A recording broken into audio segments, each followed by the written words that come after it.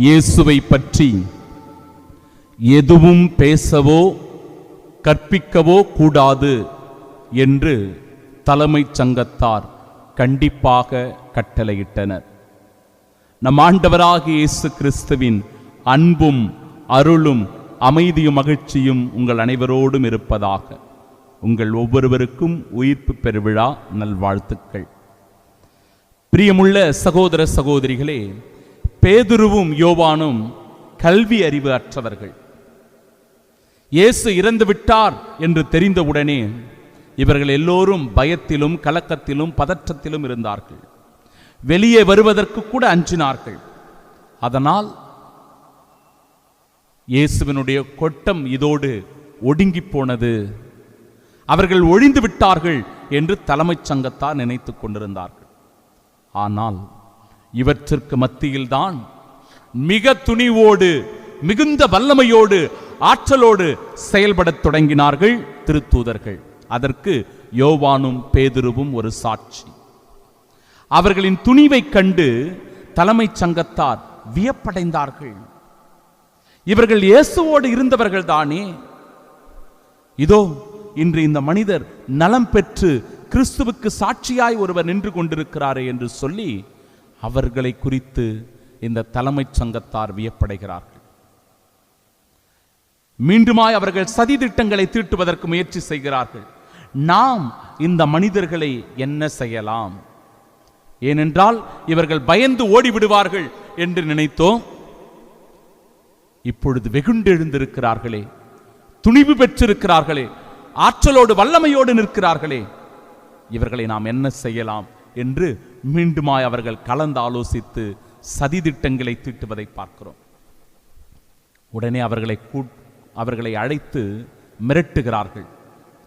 இந்த இயேசுவை குறித்து யாரிடமும் பேசக்கூடாது என்று நாம் அவர்களை அச்சுறுத்தி வைப்போம் என்று சொல்லி, இயேசுவை பற்றி இனிமேல் நீங்கள் எதுவும் பேசக்கூடாது, அவரை பற்றி எதுவும் கற்பிக்க கூடாது என்று மிகவும் கண்டிப்பாக அவர்களிடத்தில் கூறினார்கள்.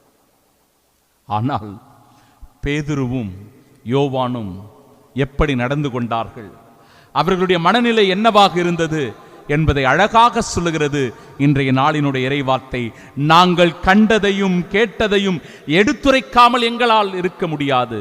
மீண்டும் சொல்லுகிறேன், நாங்கள் கண்டதையும் கேட்டதையும் எடுத்துரைக்காமல் எங்களால் இருக்க முடியாது. ஏனென்றால் இயேசுவின் உயிர்ப்பை நாங்கள் கண்டிருக்கிறோம், இயேசுவினுடைய பாடுகளை நேரடியாக பார்த்திருக்கிறோம். அந்த பாடுகள், அந்த மரணம், அந்த இரத்தம் சிந்துதல், அந்த உயிர்ப்பு எங்களுக்கானது. எனவே இதை நாங்கள் எடுத்துரைக்காமல் இருக்க முடியாது என்று சொல்லி உறுதிபட கிறிஸ்துவின் சாட்சியாக நிற்பதை பார்க்கிறோம். அதையே இன்றைய நாளினுடைய நற்செய்தி வாசகமும் மகதலா மரியாவுக்கு இயேசு ஆண்டவர் தோன்றுகிறார். ஆனால் மற்ற சீடர்கள், மற்ற மக்கள் எல்லோரும் அழுது புலம்பிக் கொண்டிருப்பதை பார்க்கிறோம். அழுது புலம்பிக் கொண்டிருப்பது, வாழ்க்கையில் ஒரு துன்பம், ஒரு கஷ்டம், ஒரு பிரச்சனை, நோய் நொடிகள் வந்துவிட்டால் நாம் மனம் நொந்து அழுகிறோம், வேதனைப்படுகிறோம், துயரப்படுகிறோம். நம்முடைய வாழ்க்கை கேள்விக்குறியாக மாறிவிடுகிறது. பாருங்க, இயேசு உயிர்த்தெழுந்தார் என்று மகதலா மரியா சொன்னாலும் கூட அவர்கள் அதை நம்பவில்லை, நம்ப மறுக்கிறார்கள். அப்பொழுதுதான் ஆண்டவர் இயேசு அவர்களுடைய நம்பிக்கையின்மையை கண்டிப்பதை பார்க்கிறோம். கண்டிக்கிறார். நீங்கள் நம்பிக்கையற்றவர்களாக இருக்கிறீர்கள், நம்புங்கள் என்று சொல்லி தன்னை ஒரு சாட்சியாக முன்னிறுத்தி உலகெங்கும் சென்று படைப்பிற்கெல்லாம் நற்செய்தியை பறைசாற்றுங்கள் என்று சொல்லி அவர்களை அனுப்புவதை பார்க்கிறோம். பிரியமானவர்களே, உயிர்ப்புக்கு சாட்சிகளாய் இந்த உலகத்தில் வாழ்கிற ஒவ்வொரு கத்தோலிக்க கிறிஸ்தவர்களும் கிறிஸ்துவின் நற்செய்தியை அறிவிக்க கடமைப்பட்டவர்கள் என்பதை உணர வேண்டும். கிறிஸ்துவுக்காக அந்த நற்செய்தியை அறிவிக்கிற ஒவ்வொருவரும் உயிர்ப்பின் சாட்சிகளாக இருக்கிறார்கள் என்பதில் ஐயமில்லை.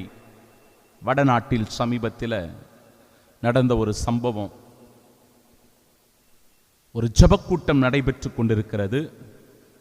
அந்த ஜபக்கூட்டத்திற்கு மத்தியில் ஒரு 10 பேர் கொண்ட கும்பல் உள்ளே நுழைகிறார்கள். அவர்களுடைய கையில் தடிகள் இருக்கிறது, இரும்பு ராடு வச்சுட்டு இருக்கிறாங்க. பைப்புகளை வச்சுட்டு இருக்கிறாங்க.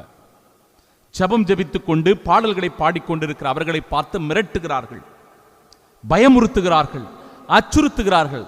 ஆனால் நாம் அந்த இடத்தில் பார்த்த காட்சி என்ன தெரியுமா? அவர்கள் வைத்துக் கொண்டிருந்த அந்த ராடு, அந்த பைப்பு, அந்த தடிகள் எதை குறித்தும் பயப்படவில்லை. அவர்கள் ஆராதனை செய்து கொண்டிருந்தார்கள், ஆண்டவரை துதித்துக் கொண்டிருந்தார்கள், பாடல்களை பாடிக்கொண்டிருந்தார்கள், செபித்துக் கொண்டிருந்தார்கள். என் அன்பு சகோதர சகோதரிகளே, கிறிஸ்துவின் உயிர்ப்புக்கு சாட்சிகளாக இருக்கின்ற நாமும் கூட இந்த மன துணிவு பெற்றவர்களாய், கடவுளுடைய வல்லமையை பெற்றவர்களாய், ஆற்றலை பெற்றவர்களாய் இருக்க வேண்டும். கிறிஸ்துவை பற்றிய நற்செய்தியை உலகெங்கும் சென்று அறிவிக்கிற அவரின் அன்பு சாட்சிகளாக, கருவிகளாக இந்த உலகத்தில் திகழ வேண்டும். ஆமென்.